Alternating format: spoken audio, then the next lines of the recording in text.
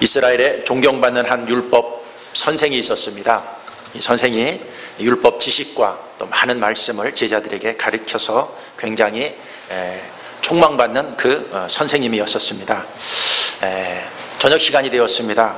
한 제자와 함께 식사를 이렇게 같이 하는데 그 율법 선생이 얘기를 했습니다. 그 당시에 그 훈련을 하는 데 있어서 식사를 하기 전에 기도를 하는데 그 기도문을 암송하고 그 다음에 식사를 하는데 식사 시간이 되어서 한 제자와 함께 우리 같이 밥 먹자, 그리고 우리 같이 기도문을 암송하고 우리가 밥을 먹자, 그리고 기도문을 암송하는데 그 식사 기도문이 좀 길었던 것 같아요. 한참 둘이 같이 암송을 이렇게 하는데 선생님은 암송을 끝까지 다 하려고 그러는데 제자가 중간에 스톱을 해버리는 거예요. 그러자 선생님이 기도문을 하다가 스톱하니까 무슨 사연이 있나 하고 눈을 떠봤더니 묵묵무답 아무 대답도 안 하고 있는 거예요. 그래서 야, 너는 왜 기도문을 하다가 중간에 그만두었냐? 그랬더니 한참 머뭇거리면서 제자가 이렇게 얘기를 했습니다. 저 실은 기도문을 끝까지 다 못 외웁니다. 그러는 거예요. 그랬더니 이 랍비가 화가 났습니다. 아니 기도문도 아직까지 못 외워? 너 여태까지 뭐 했어?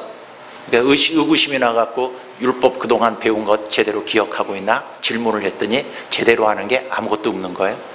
너 이거 율법 복습을 하라고 그랬는데 복습했냐? 복습 안 한 거예요. 묵묵무답인 거예요. 선생님이 화가 났습니다. 그러고 이 묵묵무답이었던 이 제자를 향해서 자네는 뭘 배웠나? 숙제 내주면 숙제는 제대로 했나?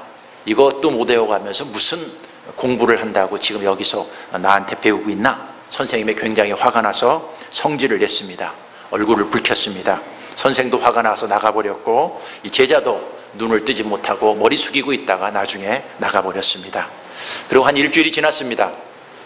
일주일이 지난 다음에 그 율법 선생이 이제 회당으로 가는 길에 한 그 장사하는 사람이 있었는데 그 상인한테 안녕하세요, 잘 계십니까? 요새 장사는 잘 되세요? 하고 물어봐서 이 얘기 저 얘기 하다가 하는 중에 이 상인이 이렇게 얘기했습니다. 선생님, 요새 좋은 소식이 들립니다. 무슨 소식이 들리는데 선생님이 제자 중에서 아주 훌륭한 사람이 하나 있더구만요. 왜? 무슨 일을 했는데 요새 이 동네에 소문이 파다합니다. 무슨 일이 있었는데 그러나? 그랬더니 얼마 전에 이 대장장이가 일을 하다가 손을 다쳤습니다. 그래갖고 치료를 받지 못해갖고 어려움을 겪고 있었는데 이 제자 한 분이, 선생님의 제자 한 분이 와서 그 나을 때까지 옆에서 밥도 해주고 옆에서 일도 도와주면서 땀 흘리면서 굉장히 열심히 일을 했습니다. 그것뿐만이 아닙니다. 요 아래 동네에 그 여자 혼자서 아이들 셋 데리고 사는 그 부인 하나가 있는데 일하면서 아이들을 먹이고 하는데 굉장히 힘든데 어느 날 이 제자가 가서 자기가 대신 일을 해주고 그 받은 돈을 이 사람한테 이렇게 주어서 굉장히 소문이 잘 나고 좋은 일을 했던 훌륭한 제자입니다. 그랬습니다. 그 제자 이름이 뭔데? 저도 잘 모르겠습니다. 그렇게 얘기를 했어요. 궁금했습니다. 이 선생님이 자기 학교에 오다가 그 제자 한 명이 있길래 야, 동네에 갔더니 이런 소문이 들리더라. 이 사람이 누군지 아냐? 그랬더니 그 제자가 아무아무개입니다 라고 얘기하는데 그 아무아무개가 기도할 때 암송도 하지 못하고 식사기도 암송도 제대로 하지 못했던 그 사람인 거예요. 이 랍비가 어안이 벙벙했습니다. 이 이야기가 이제 어느 글에 있었는데 이런 생각을 해보았습니다. 율법을 암송하고 성경의 지식을 많이 배우고 또 훌륭한 선생님 밑에서 많은 성경적 지식을 배우는 게 중요할까? 삶 속에서 그것은 잘 하지 못할지라도 삶 속에서 실천하면서 또 삶 속에서 행동으로 직접 보여주면서 살아가는 사람이 더 훌륭할까? 우리 이 두 가지를 놓으면 여러분들은 어느 쪽에 있는가? 그리고 여러분들이 살아가는 삶의 목표는 어느 쪽에 더 관심과 애정이 많은가? 올해를 시작하면서 우리는 신앙생활을 하면서 그런 생각을 했습니다. 왜 사람들이 삶에 있어서 실천력이 약할까?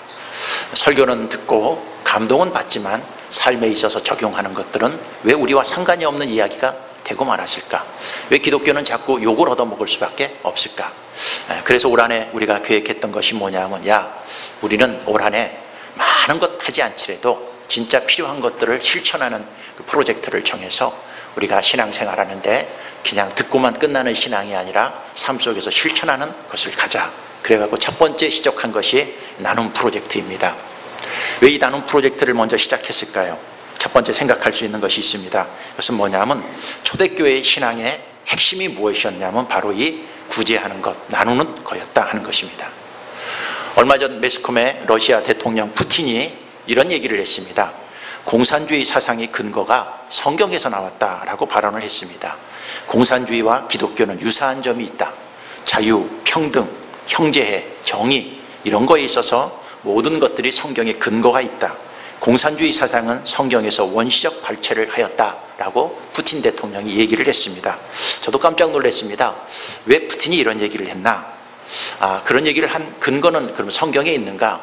물론 있겠죠. 있습니다. 오늘의 본문도 그것을 얘기를 하고 있습니다. 오늘 본문이 뭘까요? 사도행전 2장 44절, 45절 같이 읽겠습니다. 믿는 사람들이 다 함께 있어 모든 물건을 서로 통용하고 또 재산과 소유를 팔아 각 사람의 필요를 따라 나눠주며, 이게 공산주의의 이론이 되었다는 중요한 성경 구절 중에 하나입니다.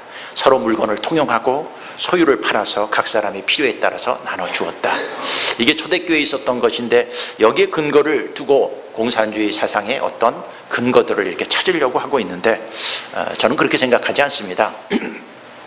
공산주의와 우리 기독교 초대교회의 차이가 뭘까요? 공산주의는 이게 있습니다. 공동으로 배분을 합니다. 공동으로 벌고 소득을 취하고 공동으로 배분을 하는데, 이거에 있어서 누가 하느냐 하면은 공산당이 합니다. 그래서 공산주의는 반드시 독재하는 당이 있어야 됩니다. 그래서 공산주의를 보면은 다 무엇이 있죠? 독재자들이 다 있습니다. 우리 북한만 봐도 공산주의인데 독재자들이 있지 않습니까? 그러면 이 공산주의는 어떻게 하느냐? 강제적으로 돈을 벌게 합니다. 소득. 그리고 강제적으로 번 돈을 분배를 합니다. 공동체, 어느 집단 농장 같은 걸 만들어서 공동으로 소득을 만들고 공동으로 분배하고 이 일을 하는 것이 공산주의입니다. 그리고 이 일을 하려고 그러면 사람들이 욕심이 있어서 말을 듣지 않으니까 강력한 군사력, 강력한 힘을 갖고 이것을 통제하는 독재자가 꼭 필요합니다. 그렇기 때문에 공산주의에는 반드시 독재자가 있고 이 소득과 분배를 정부에서 장악하고 분배를 하기 위해서 강력한 힘을 갖고 강제적으로 그 일들을 시킵니다. 그렇기 때문에 공산주의는 여태까지 역사 속에서 성공한 예가 없습니다. 성공하는 것 같이 가지만 결국은 공산주의는 다 망해버린 것을 우리는 역사를 보고 그리고 우리 눈의 현실을 보고 알 수가 있습니다. 어떻게 공산주의와 기독교가 다를까요? 기독교는 강제적으로 소득을 하지 않습니다. 강제적으로 분배를 하지 않습니다. 예수를 믿고 구원받으면 우리 안에 성령님이 계시고 주인이 바뀝니다. 우리 물질이나 삶이 내 것이 아니라 우리는 청지기이고 하나님의 것인 것을 알고 그 하나님이 나에게 주신 물질을 자발적으로 헌금을 합니다. 자발적으로 드리고 자발적으로 나누어서 그 일들을 하는 것이 초대교회의 기독교의 정신입니다. 한마디로 얘기하면 공산주의는 소득과 분배를 강압적으로 어떤 힘에 의해서 강제적으로 한다면, 기독교는 하나님이 주신 은혜를 받고 감동에 의해서 그 일들을 하는 것이 근본적인 차이라고 볼 수가 있는 것입니다. 초대 기독교의 중요한 핵심이 있습니다. 그것은 무엇일까요? 나누는 거였습니다. 구제였습니다. 어떻게 보면 초대교회에 있어서 두 가지 축이 있습니다. 핵심 가치가 있는데, 하나님을 향해서 교회가 어떻게 했는가, 사람들을 향해서 어떻게 했는가. 왜? 기독교의 정신이 하나님을 향한 것, 또 하나는 뭐예요? 사람을 향한 것이기 때문입니다. 하나님을 향해서 초대교회가 하는 것이 뭘까요? 날마다 성전에 모여서 말씀을 배우고 기도를 하고 예배를 드리고, 이것이 초대교회에서 했던 중요한 하나의 핵심 가치였습니다. 사람을 향해서 하는 것이 무엇입니까? 오늘 본문에 있는 것처럼 서로 물건을 통용하고 자기 재산을 팔아서 가난한 사람들을 위해서 구제하고 나누는 것, 이 두 가지가 초대교회의 가장 중요한 핵심 가치였습니다. 그러나 세월이 흐르면서 지금 우리가 2018년을 시작하고 또 많은 그 일들을 행하지만 과연 이 일들이 이루어지고 있을까 하는 것입니다. 초대교회 그러기 때문에 이 핵심 가치가 있었기 때문에 초대교회 성도들이 많이 오기 시작했을 때 제일 먼저 일어난 문제들이 뭘까요? 제일 먼저 이 교회가 부흥하면서 일어났던 갈등이 뭘까요? 교회에 있어서 최초의 문제는 어디서부터 시작됐을까요? 그것은 바로 구제 때문이었습니다. 사도행전 6장 1절을 보십시오. 같이 읽겠습니다. 그때 제자가 더 많아졌는데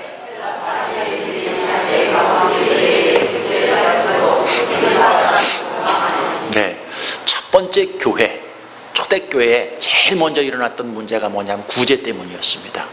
헬라파 과부들과 히브리파 과부들이 서로 분배에 있어서 분배가 공정하지 못했던 거예요. 그렇기 때문에 무엇이 일어났어요? 원망이 일어나고 초대교회 첫 번째 문제가 일어났습니다.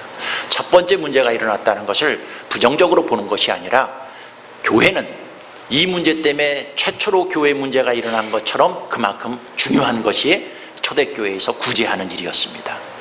그만큼 구제는 초대교회에 있어서 중요한 핵심 가치였고 이 일들 때문에 갈등이 일어날 정도로 교회에서 중요하게 이 일들을 다루면서 하고 있다는 것을 볼 수가 있는 것입니다. 우리는 신앙생활을 합니다. 그러면서 우리는 우리 교회들을 돌아봅니다.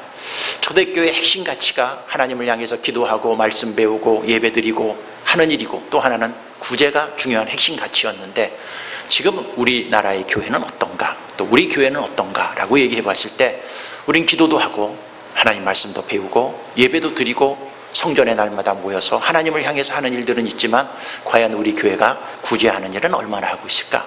나누는 일은 얼마나 하고 있을까? 라고 생각한다면 우리들도 할 말은 없습니다. 왜? 그 핵심 가치가 놓쳐지지 않았나 라는 생각을 합니다. 왜 그랬을까요? 나라가 잘 살수록 복지가 잘 됩니다. 복지가 잘 될수록 교회에서 복지에 대해서 소홀히 하는 것은 그것은 당연한 일이라고 생각합니다. 그러나 우리는 돌아볼 필요성이 있습니다. 복지가 나라가 다 책임을 주고 나눠주고 분배를 다 하다 보니까 교회에서는 특별히 그런 일들을 할 필요가 없을까? 그러나 그렇지는 않습니다. 아무리 나라가 잘 되고 복지가 잘 될지라도요, 여러분 소외층은 있고 지금도 가난한 사람들은 있고 우리가 돌아봐야 할 사람들은 수도 없이 많이 있다는 것을 알아야 되는 것입니다. 돈이 사람의 문제를 해결해 주지 않습니다. 기독교가 복지를 해야 될 가장 큰 이유 중에 하나가 뭡니까? 우리는 물건도 나눠야 되지만 사랑도 나누고 복음도 나눠야 될 책임이 교회에 지금도 있기 때문입니다. 우리나라를 넘어서서 전 세계를 보십시오. 전 세계가 약 50억 인구라 그렇게 생각하면 10억 정도가 지금도 먹는 것 때문에 제대로 먹지 못하고 있습니다. 누가 통계를 냈는데 아이들이 못 먹어서 죽는 아이가 통계를 해봤답니다. 그랬더니 6초에 한 명씩 굶어서 죽는답니다. 제가 지금 설교를 시작한 지 10분 되었는데 여러분 6초에 한 명씩 굶어 죽었으면 지금 이 설교하는 10분 동안 수많은 아이들이 굶어서 죽어가고 있는 것이 이 세상의 현실이라는 것을 우리는 알아야 되는 것입니다. 그렇기 때문에 올해 안에 우리는 시작했습니다. 그것은 무엇이냐? 나눔 프로젝트를 시작합니다. 그것이 어떻든 우리가 조그만 실천을 우리가 해야 될 필요성을 느껴서 이 일들을 우리가 시작하는 것입니다. 야고보서 2장 15절부터 우리 같이 보겠습니다. 같이 읽겠습니다. 만일 형제나 자매가 헐벗고 일용할 양식이 없는데 너희 중에 누구든지 그에게 이르되 평안히 가라 덥게 하라 배부르게 하라 하며 그 몸에 쓸 것을 주지 하면 무슨 유익이 있으리요? 이와 같이 행함이 없는 믿음은 그 자체가 죽은 것이라 그랬습니다. 형제가 헐벗고 일용할 양식이 없는데 말로만 평안히 있어라, 덥게 하라, 배부르게 하라, 내가 기도해 줄게, 하나님이 도와주실 거야, 걱정하지 마. 우리가 이런 일을 한들 그게 과연 무슨 소용이 있을까요? 행함이 없는 믿음은 그 자체가 죽은 것이다 라고 얘기하고 있습니다. 말로만의 신앙을 넘어서야 된다는 것입니다. 디모데전서 6장 17절 우리 같이 한번 읽어보겠습니다. 내가 이 세대에서 구한 자들을 명하여 마음을 높이지 말고 정함이 없는 재물에 소망을 두지 말고 오직 우리에게 모든 것을 후히 주사 누리게 하시는 하나님께 두며 선을 행하고 선한 사업을 많이 하고 나누어 주기를 좋아하며 너그러운 자가 되라. 이것이 장래에 자기를 위하여 좋은 터를 쌓아 참된 생명을 취하는 것이니라. 18절 볼까요? 18절. 선을 행하고 선한 사업을 많이 하고 나누어 주기를 좋아하며 너그러운 자가 되게 하라. 이게 주님이 우리에게 행하신 명령입니다. 우리는 선을 많이 행했습니까? 선한 사업 많이 하고 있습니까? 나누어 주기 좋아합니까? 너그러운 자입니까? 우리가 이 말씀을 들어볼 때 나는 어떤가? 우리 가정은 어떤가? 우리 자녀들은 어떤 생각을 하고 있는가? 우리 교회는 어떤가? 라고 생각하면 우리도 하나님 앞에 잘못한 것들이 많이 있습니다. 전 세계 교회의 소망이 있습니다. 뭐냐면 초대교회로 돌아가자. 초대교회로 돌아가자라는 것이 모든 교회의 소망이기도 합니다. 근데 많은 사람들이 초대교회로 돌아가지만 제자훈련을 하고 기도를 하고 그 다음에 예배를 드리고 하면서 돌아가지만 과연 이렇게 나누고 재산을 팔아서 가난한 사람들을 돕고 하는 일에 있어서는 초대교회로 돌아가는 데 있어서 소홀한 것은 분명하다는 것입니다. 누가복음 12장 33절 같이 읽겠습니다. 너희 소유를 팔아 구제하여 낡아지지 아니하는 배낭을 만들라. 곧 하늘에 둔 바 다함이 없는 보물이니 거기는 도둑도 가까이 하는 일이 없고 좀도 먹는 일이 없느니라. 너희 보물이 있는 곳에는 너희 마음도 있느니라. 33절 한번 볼까요? 너희 소유를 팔아 구제하여 낡아지지 않아하는 배낭을 만들라. 곧 하늘에 둔 바 다함이 없는 보물이니 그랬습니다. 보물이 뭘까요? 다이아몬드 반지 하나 갖고 있으면 보물일까요? 하나님께서는 보물을 뭐라고 얘기합니까? 구제하고 낡아지지 않는 배낭에 그것을 담아놓는 것을 하늘에서의 보물이다 라고 얘기하고 있습니다. 우리 인생에 있어서 보물은 여러분의 그 화장대 속에 있는 아름다운 금 목걸이, 금 반지, 다이아몬드로 장식된 것들이 보물이 아닙니다. 하나님 모실 때 보물은 뭘까요? 여러분들이 남을 위해서 구제하고 돕는 것이 하늘에서는 그게 다 뭐예요? 보물입니다. 보물. 이 땅의 보물은 우리가 죽으면 다 없어지지만 하늘에 쌓아놓은 보물은 우리가 가난한 사람들을 돕고 구제할 때 그 보물을 하늘나라에서 다시 찾을 수 있다는 것을 알아야 되는 것입니다. 그래서 우리가 다시 한번 구제에 대해서 다시 한번 생각하고 올해를 시작하면서 이 일을 시작하는 것입니다. 두 번째, 우리는 이렇게 하나님은 구제하는 사람들을 축복해 주십니다. 귀히 여기십니다. 왜 우리는 구제를 해야 될까요? 왜 나누어야 될까요? 가난한 사람들을 생각해야 될까요? 하나님께서는 이렇게 가난한 사람들을 생각하는 사람들을 굉장히 축복하고 귀히 여깁니다. 요새 새벽에 사도행전 우리가 그 말씀을 통해서 은혜를 받고 있는데 사도행전만 해도 아주 큰 중요한 사건 하나가 두 가지가 있습니다. 첫 번째는 뭐냐면 다비다에 대한 이야기입니다. 다비다에 대한 얘기가 성경에 나오는데 우리 같이 한번 읽어보겠습니다. 사도행전 9장 36절입니다. 요바에 다비다라 하는 여제자가 있으니 그 이름을 번역하면 도르가라. 선행과 구제하는 일이 심히 많더니 그때 병들어 죽음에 시체를 씻어 다락에 누이니라. 루다가 요바에서 가까운지라 제자들이 베드로가 거기 있음을 듣고 두 사람을 보내어 지체 말고 와달라고 간청하여 베드로가 일어나 그들과 함께 가서 이르매 모든 과부가 베드로 곁에 서서 울며 도로가가 그들과 함께 있을 때 지은 속옷과 겉옷을 다 내어 보이거늘. 다비다라는 사람이 병들어서 죽었습니다. 근데 베드로가 옆에 있다는 소식을 듣고 베드로한테 가서 이 다비다가 죽었는데 살려달라는 거예요. 살려달라는 거예요. 어떻게 죽은 사람이 살아날 수 있어요? 베드로가 그런데 가서 그 다비다에게 기도해서 그를 살립니다. 살려요. 왜 살렸을까요? 여러분 성경에 보면은 죽은 자가 살아난 얘기가 그렇게 많지 않습니다. 많지 않아요. 근데 오늘 죽은 사람을 베드로가 살렸습니다. 근데 베드로가 살린다고 살릴까요? 누가 살렸기 때문에 살아나는 거예요? 하나님이 살려주셨기 때문에 살아나는 거예요. 그럼 하나님이 그 사람이 어떤 사람이기에 죽었는데도 불구하고 살려줬을까 하는 것이죠. 36절 한번 보겠습니다. 요바에 다비다라 하는 여제자가 있으니 그 이름을 번역하면 도르가라. 선행과 구제하는 일이 심히 많더니.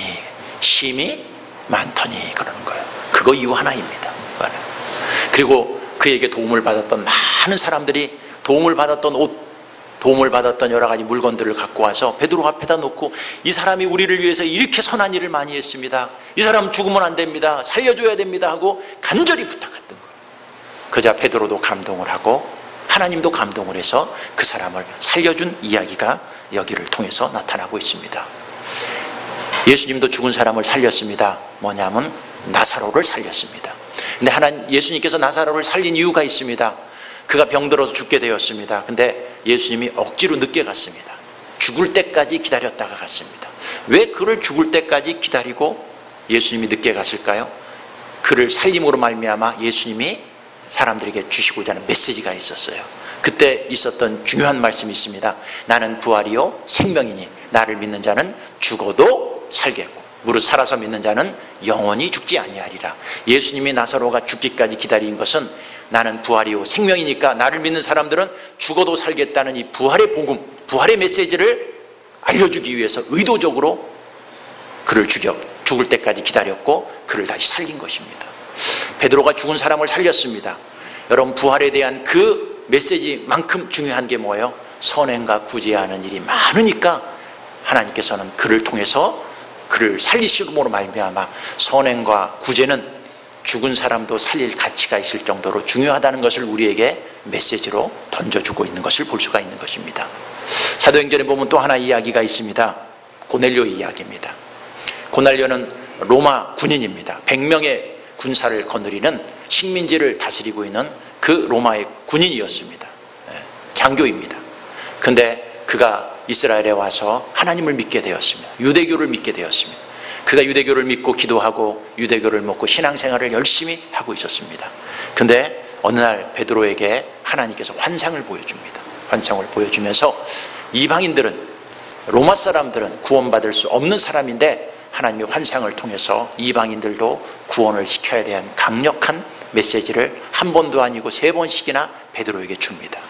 그리고 베드로와 고넬료가 만납니다. 그리고 고넬료에게 복음을 전합니다. 그 고넬료와 그의 가족들이 예수를 믿습니다. 구원을 받습니다. 그리고 그가 예수 믿고 하나님 앞에 아주 축복된 사람으로 변하는 이야기가 사도행전에 나옵니다. 이런 질문을 합니다.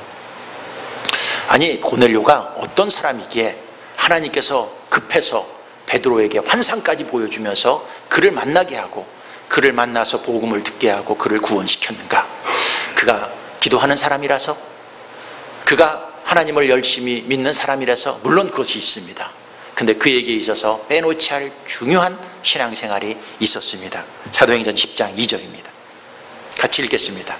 그가 경건하여 온 지방과 더불어 하나님을 경외하며 백성을 많이 구제하고 하나님께 항상 기도하더니, 백성을 많이 구제하고 하나님과 항상 기도하더니. 10장 31절도 한번 볼까요?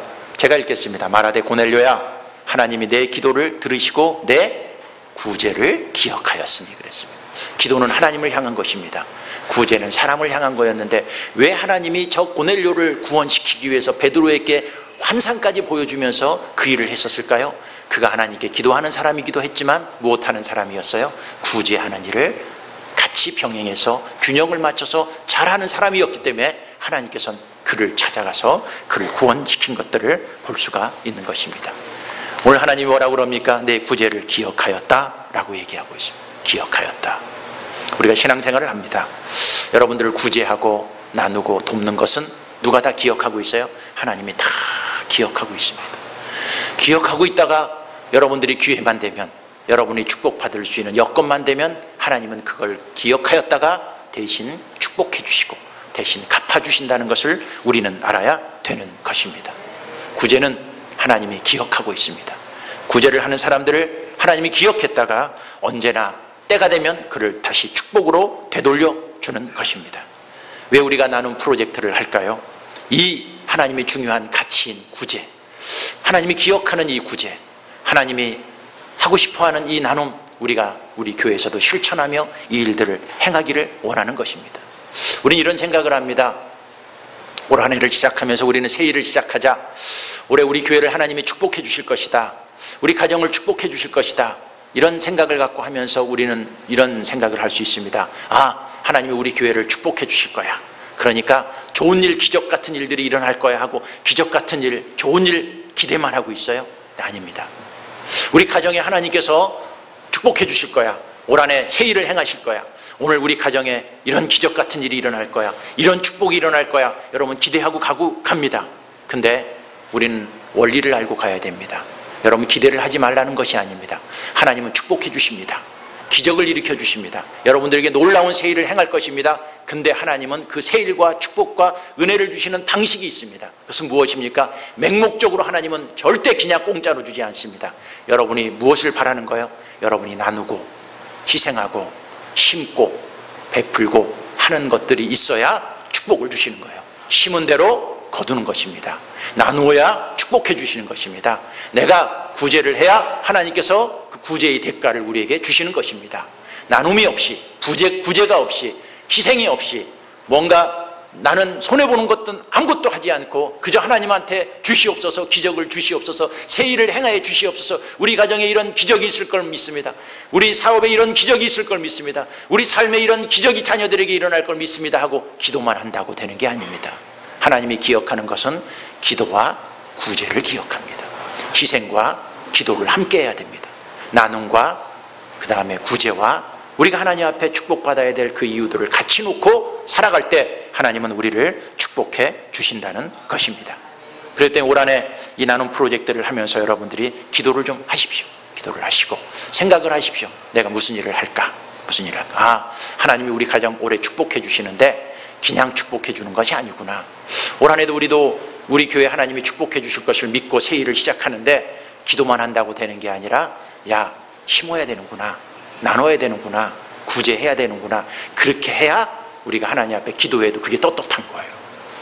하지는 않고 하나님 축복해 주십시오 하고 기도만 하면 하나님이 야, 네 할 일을 하고 그 다음에 나한테 와서 기도하라 그럴 겁니다. 올 한해 우리 교회를 하나님이 축복하시고 여러분들을 축복해 주실 것입니다. 근데 우리가 할 일을 해야 됩니다. 심어야 됩니다. 그리고 나누어야 됩니다. 그러고 나서 우리가 하나님 앞에 떳떳하게 하나님 나 심었습니다. 그러니까 하나님 책임져 주십시오. 축복해 주실 줄 믿습니다. 그렇게 기도해야 하나님이 공식에 맞는 기도를 하니까 하나님이 우리를 반드시 축복해 주실 것입니다. 그리고 이렇게 나누면 어떻게 됩니까? 하나님은 나누면 축복으로 다시 돌아오게 해 주신다는 것입니다. 나누는 것은 그것으로 끝나는 게 아닙니다. 이렇게 나누면 하나님이 보상을 해줍니다. 디모데전서 6장 18절 19절 우리 같이 함께 읽겠습니다. 선한 일을 행하고 선한 사업을 부하고 나눠주기를 좋아하며 동정하는 자가 되게 하라. 이것이 장래에 자기를 위하여 좋은 터를 쌓아 참된 생명을 취하는 것이니라. 이것이 뭡니까? 선하고 나누어 주기를 좋아하면 이것이 장래에 자기를 위하여 좋은 터를 쌓아서 참된 생명을 거기서 취할 수 있다는 거예요. 이게 미래에 하나님이 주신 우리의 축복입니다. 전도서 11장 1절엔 이렇게 얘기하고 있습니다. 같이 읽겠습니다. 너는 내 떡을 물 위에 던져라. 여러 날 후에 도로 찾으리라. 7에게나 8에게 나눠 줄지어다. 무슨 재앙이 땅에 임을는지 내가 알지 못함이니라. 내 떡을 물 위에 던져라. 이게 무슨 말이냐? 먹을 것이 있는데 물속에 던져버리면 낭비하는 거잖아요. 허비하는 거잖아요. 물 따라 떡이 떠내려가면 여러분 그건 다시 되돌려 볼 수 없을 거라고 생각하잖아요. 그렇게 생각하지 말라는 거예요. 물에다 떡을 던지는 것이 아무런 가치가 없는 것이고 쓸모없는 일이고 쓸데없는 일 같은데 그렇지 않다는 거예요. 이것은 신학자들은 이렇게 얘기합니다. 어려운 사람에게 떡을 주고 나누어 주고 베풀어 주는 것이 그거 베풀어 준다고 뭐 돌아와? 베풀어 주면은 그거 밑빠진 독에 물 붓기 아니야? 이렇게 허비하는 것 같은데 그렇게 생각하지 말라는 거예요. 1절 다시 한번 볼까? 11장 1절. 너는 내 떡을 물 위에 던져라. 여러 날 후에 도로 찾으리라는 거예요. 이게 하나님의 순환의 원리입니다. 도로 축복해 주시는 원리. 우리는 가난한 사람들 볼 때 그런 얘기를 합니다. 야, 걔 그거 뭐 몇만 원 준다고 그거 뭐 걔가 인생이 바뀌어? 그렇게 한다고 뭐 걔가 뭐 좋은 일이 있겠어? 그렇게 한들 다 쓸데없는 짓이야. 그거 받고 또 걔는 또 그 짓 또 할 거야. 그렇게 생각하지 말라는 거예요. 네. 때가 되면 하나님이 다 돌아올 때가 있다는 거예요. 그걸 기대하는 거예요. 2절을 보십시오. 7에게나 8에게 나눠 줄지어다. 한 사람한테만 하지 말고 한 번만 하지 말고 여러 7이나 8이라는 것은 많은 베품, 많은 나눔을 하라는 거예요. 그럼 어떡하는 거예요? 무슨 재앙이 땅에 임하는지 내가 알지 못함이라. 이건 뭐냐? 우리도 살다가 가난해질 수 있고 우리도 살다가 재앙을 받을 때도 있고 우리도 살다가 힘들 때가 있다는 거예요. 그러나 네가 평상시에 이렇게 많이 나누어주면 그때 되면 그 나누어준 그 사람들이 너에게 어떻게 해요? 그 재앙을 면하게 도와줄 것이라는 거예요. 반드시 나눔은 우리가 힘들고 어려울 때 축복으로 하나님이 되돌려 준다라는 것을 말하고 있는 것입니다. 여러분 손해보는 것 같아도 낭비하는 것 같아도 떡을 강에다 던지는 것 같이 아무 가치 없는 것 같아도 하나님이 다시 돌려주고 다시 회복해 주시고 다시 축복해 주신다는 믿음을 갖고 우리가 시작해야 되는 것입니다. 예수님도 이렇게 얘기했습니다. 누가복음 6장 38절입니다. 같이 읽겠습니다.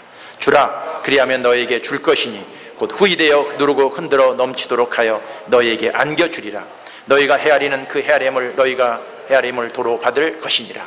주라 그리하면 너에게 줄 것. 누가 준다는 거예요? 하나님이 줄 것이라는 거예요. 어떻게? 후이되어 누르고 흔들어 넘치도록 너에게 하나님이 안겨주신다라고 얘기하고 있습니다.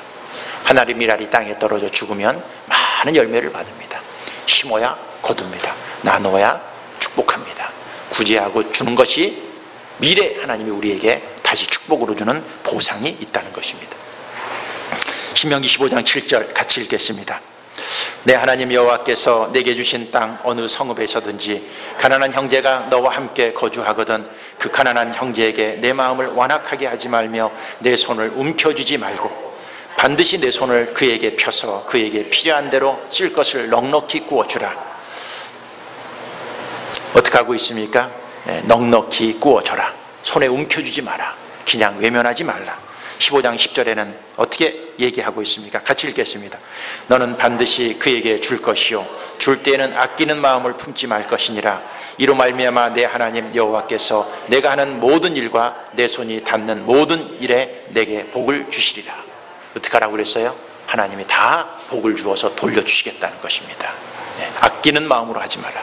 아끼는 마음 그에게 주어라. 이게 성경의 중요한 원칙입니다.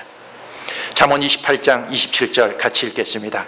가난한 자를 구제하는 자는 궁핍하지 아니하려니와 못 본 채 하는 자에게는 저주가 크니라. 가난한 자를 구제하는 자는 어떻게 합니까? 궁핍하지 않는다고 했어요. 그러나 못 본 채 하는 자에게는 무엇가 더가 있대요? 저주가 크다 그랬어요. 우린 남을 돕고 구제하고 베푸는 것 그건 뭐 형편이 안 돼서 못하지 뭐 여건이 안 돼서 못하지 이렇게 얘기하지 않고 하나님께서 뭐요? 못 본 채 하면 뭐도 크다는 거예요? 저주도 크다는 거예요. 그러면 반드시 나누고 구제하는 일은 그냥 넘어갈 일이 아닙니다. 그렇죠? 반드시 하고 실천할 일이다 생각합니다. 올교회 우리 교회가 새 일을 행하기를 하나님이 원하십니다. 축복받기를 원합니다. 우리 교회가 은혜가 있기를 원합니다. 부흥하기를 원합니다. 아멘이죠? 근데 이쪽으로만 기도하면 안 돼요. 뭐 해놓고 나누고 그렇죠? 베풀고 조금 뭔가 하나라도 심고 그러고 온 다음에 하나님에 대한 축복을 기대하는 것이 2018년 하나님께서 우리에게 주시는 이 교회와 여러분 성도들을 향한 계획인 것입니다. 그래서 제일 먼저 시작하는 게 뭐예요? 나눔 프로젝트를 이제 하는 거예요. 나눔 프로젝트. 여러분 기도하십시오. 그리고 여러분 나름대로 준비하십시오. 오늘 나눠줄 겁니다. 나눔 프로젝트. 그리고 여러분들이 기도하면서 오늘 내지 마십시오. 오늘 기도하십시오. 기도하고 나는 무엇을 할까? 물론 다 동참하지 않아도 좋습니다. 어떻게 보면 다 동참하면 예산이 모자라서 돌아가지도 못할 수도 있지만 여러분이 기도하다가 이렇게 하고 야 우리 교회 예산은 이 정도인데 나까지 다 하려면은 방법은 있습니다. 여러분이 후원금 내고 다시 돌려받으면 됩니다. 그래서 후원하고 그 다음에 하시면 모든 사람이 다 참석할 수도 있을 것입니다. 그래서 후원도 하시면서 이 일들을 하시면 저는 기대가 있습니다. 우리 교회가 심는 일을 나누는 일을 돕는 일을 먼저 시작하고 하나님의 축복을 기대하니까 하나님의 마음에 들까 안 들까? 하나님이 기억하고 계실까 안 기억? 분명히 저는 기억하고라고 생각합니다. 말씀을 갖고 순종하는 이 일들을 통해서 하나님은 놀라운 축복을 해 주실 것입니다. 미국 매사추세츠주의 웨이엄이라는 지역에 한 여성이 있었습니다. 안드레이드라는 여성입니다. 소피아 안드레이드라는 이 사람인데 이 사람이 복권을 좋아했습니다. 편의점 가서 복권을 하나 샀습니다. 비싼 복권 사지 않고 이렇게 긁어서 보는 그 복권 우리나라에도 있나요? 있죠 지금 이렇게 긁어서 이렇게 보는 복권을 이렇게 봤는데 당첨이 좀 싼 게 하나 됐습니다. 200불짜리 당첨됐습니다. 우리나라 돈으로 한 22, 3만 원짜리 된 거예요. 그럼 22만 3만 원짜리 된 것도 좋아요? 좋지 않아요? 좋죠? 좋아갖고 복권 당첨됐다고 차를 타고 막 집에를 가는데 사거리에서 신호 대기를 하고 기다리고 있는데 저 사거리 구석에 한 노숙자가 이렇게 추운데 벌벌 떨면서 앉아 있는 거예요. 그를 보는 순간에 갑자기 내 마음속에 야, 이 당첨금은 내 것이 아니라 저 사람한테 줘야겠구나 이런 감동이 오는 거예요. 차를 세우고 그 사람을 이렇게 찾아갔습니다. 추운 겨울이었습니다. 벌벌 떨고 있는데 거기서 말하기가 그래서 옆에 있는 커피숍에 데리고 가서 커피 한 잔을 따뜻하게 대접을 했습니다. 커피 한 잔을 대접하니까 이 노숙자가 눈물을 흘리는 거예요. 이걸 먹지를 못하는 거예요. 왜 그러냐 그랬더니 내가 노숙 생활을 3년째 하고 있는데 나한테 커피 이렇게 대접해 준 사람이 당신이 처음입니다. 그러니까 이 안드레이드라는 이 여성이 왜 그 쉼터들도 있고 노숙자들을 이렇게 보호해 주는 곳도 있는데 왜 안 들어가고 이렇게 추운데 벌벌 떨고 있습니까? 라고 물어봤더니 겨울이 되면 노숙자들이 있는 곳이 자리가 없대요. 자리가 없대요. 추운 겨울에 다 들어온답니다. 그래서 갔다가 자리가 없어서 할 수 없이 나와서 이렇게 밖에서 덜덜 떨고 있습니다. 그렇게 얘기를 했답니다. 참 안타까웠습니다. 겨울에도 이 노숙자들이 좀 쉬고 좀 이렇게 있을 수 있는 곳들이 없어갖고 나와 있다는 게 너무 안타까워서 그런 마음속에 어떤 생각을 했느냐 하면, 야, 내가 준 이 당첨금 얼마 되지 않지만 이 노숙자가 며칠이라도 좀 푹 쉬고 쉴 수 있도록 내가 모텔이라도 하나 얻어갖고 숙박비를 좀 지불해주고 여기서 며칠이라도 좀 있게 하자 했더니 돈 갖고 할 수 있는 것이 이틀밖에 안 되는 거예요. 그래서 2박이라도 여기서 하자. 그러고 거기에다가 그 모텔 같은 데를 예약을 하고 거기서 이틀이라도 푹 쉬십시오. 그러고 돌아왔습니다.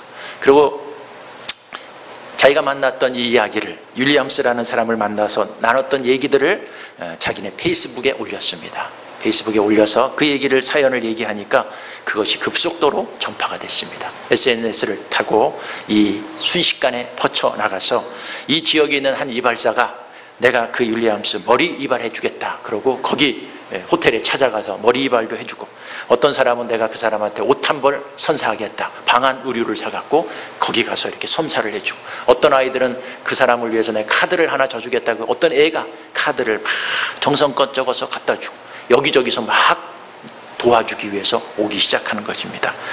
그 도와주는 그 얘기를 이 윌리엄스가 접하고 또 자기가 그것을 받고 그는 이렇게 얘기했습니다. 세상에는 정말 좋은 사람들이 많이 있다. 이들에게 진심으로 고맙다고 나는 인사를 드리고 싶다. 그렇게 했습니다. 그 일이 거기서 끝나지 않고 이 안드레이다라는 사람이 제안을 했습니다. 우리가 겨울에 갈 곳 없는 이 사람들을 돕는 일들을 우리가 좀 해보면 어떻겠느냐. 목표액이 약 5,000달러, 우리나라 돈으로 하면은 한 600만 원 정도를 모금을 해서 지금 현재 그 시설에 들어가지 못하는 사람들을 좀 이 겨울에도 돕다. 그리고 SNS에 올렸습니다. 근데 이틀 만에 1,700만 원이 모금이 되었고 그 돈이 그해 굉장히 춥고 어려움을 당하는 사람들에게 큰 힘이 되었다는 그 얘기가 있습니다. 작은 노숙인에게 감동 하나 실천한 것, 그것도 자기 돈이 아니라 복권 당첨된 돈 공짜로 받은 거 이렇게 실천을 했었을 때 우리도 모르는 사이에 이런 역사와 이런 아름다운 이야기들이 전해져 갈 거라고 저는 분명히 생각합니다. 여러분들이 나누어주는 그것이 아무 감동도 없이 돌아올 수도 있습니다. 그리고 그 얘기가 아무런 이익거리가 안 될 수도 있습니다. 우리는 모르는 것입니다. 그것이 5년 뒤, 10년 뒤, 30년 뒤에 어떤 일을 하나님이 그 일을 갖고 행할지 우리는 모르는 것입니다. 단지 우리는 뭐예요? 주님이 명령했으니까 실천하고 한번 해보는 것입니다. 우리 교회 하나님이 큰 일을 행하기를 원하는데 공짜로 먹으려고 하지 맙시다. 우리가 나눔 프로젝트를 시작하면서 뭔가 하나님 앞에 신고 그 다음부터 하나님이 주시는 일들을 기대한다면 하나님이 분명히 여러분과 여러분의 가정과 우리 교회를 분명히 축복해 주실 것이고 이전보다도 더 큰 은혜가 분명히 우리 교회를 통해서 이룰 줄 믿고 여러분 기도하십시오. 오늘 나눠주면 그걸 갖고 기도하고 또 여러분들이 신청을 하십시오. 뭐 다 신청 안 하셔도 좋습니다. 그것은 여러분들의 자유에 또 성령의 감동에 맡기겠습니다. 그리고 우리는 주어진 여건 안에서 그 일들을 실천할 것입니다. 그리고 이 일을 하기 위해서 또 예산도 좀 필요합니다. 올해 우리 교회 예산이 많이 부족한데 여러분들이 좀 후원도 해 주셔서 같이 이 일을 통해서 하나님이 기뻐하는 일, 하나님이 축복하는 일을 실천해서 우리 교회뿐 아니라 여러분의 인생과 가정에도 놀라운 축복이 올 한해 시작되기를 바라겠습니다. 기도하겠습니다.